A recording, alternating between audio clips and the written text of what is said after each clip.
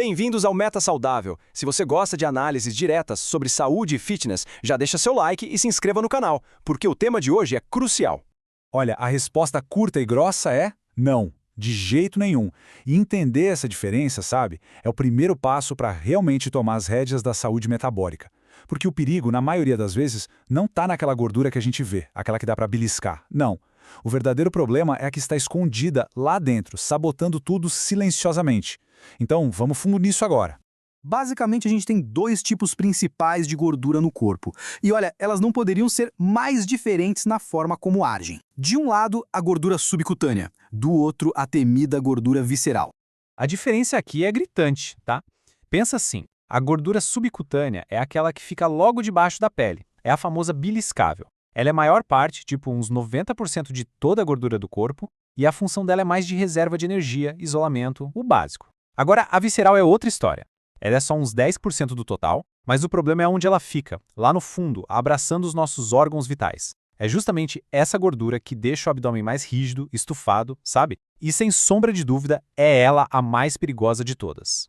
E aqui está o pulo do gato. A gordura visceral não é só um estoque parado, um peso morto. De jeito nenhum. Ela é um tecido superativo. Pensa nela quase como um órgão novo que surgiu ali, um órgão endócrino que trabalha por conta própria. E o que ela faz? Fica liberando substâncias químicas que vão parar na corrente sanguínea e afetam o corpo todo. Por isso o apelido de gordura ativa. Ela não para e o pior é que na maior parte do tempo ela está trabalhando contra a gente. Para ficar bem claro, a melhor analogia para gordura visceral em excesso é imaginar uma fábrica totalmente descontrolada. Isso mesmo, uma fábrica que nunca fecha, está ali 24/7, produzindo lixo tóxico e despejando tudo direto na corrente sanguínea, bem no meio dos seus órgãos. E os produtos que saem dessa fábrica? São péssimos. A gente está falando de mensageiros inflamatórios, as tais citocinas, que basicamente deixam o corpo inteiro em estado de alerta, como se tivesse uma infecção constante. Essa fábrica também produz hormônios que atrapalham o trabalho da insulina e, para piorar, solta substâncias que apertam os vasos sanguíneos, fazendo a pressão arterial disparar. É um ataque coordenado, de dentro para fora. Ok, mas como é que essa fábrica é ligada? Qual é o interruptor? Como a gordura visceral consegue começar esse incêndio inflamatório no corpo todo? A resposta, olha só que ironia, está num sistema de alarme das nossas próprias células. Um alarme que foi feito para nos proteger, mas que, no excesso de peso, acaba se virando contra a gente. O nome do alarme é meio técnico, inflamassoma NLRP3. Esquece o nome. O importante é entender a função. Ele é literalmente um alarme de incêndio molecular. Ele fica dentro das nossas células de defesa, quietinho, só esperando para disparar se detectar algum perigo, tipo um vírus. O grande problema é que, quando o metabolismo está sobrecarregado, esse alarme começa a ficar confuso. Ele não sabe mais diferenciar um perigo real de um alarme falso. E que gatilhos falsos são esses? Basicamente o excesso de certos tipos de gordura no sangue, outras moléculas que se acumulam com o ganho de peso, tudo isso começa a ser visto pelo alarme como uma ameaça. Pior ainda, as próprias células de gordura, quando ficam entupidas e começam a sofrer por falta de oxigênio, mandam sinais de socorro, ou seja, os resíduos de um metabolismo que não está dando conta do recado acabam disparando o alarme de incêndio sem ter fogo nenhum.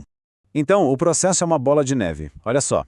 Primeiro, os sinais de perigo do metabolismo começam a se acumular. Segundo, o alarme, o tal do NLRP3, dispara. Terceiro, as células de defesa, ouvindo o alarme, soltam uma avalanche de substâncias inflamatórias. E o quarto passo, que é o mais grave, como o estímulo do excesso de gordura não para, o alarme simplesmente não desliga mais. E aí o corpo entra nesse estado de inflamação crônica, que é a sementinha de um monte de doença que a gente conhece. Pois é, com esse foguinho inflamatório queimando o tempo todo ali no fundo, sem ninguém ver, os efeitos disso se espalhando pelo corpo todo são, francamente, inevitáveis e devastadores.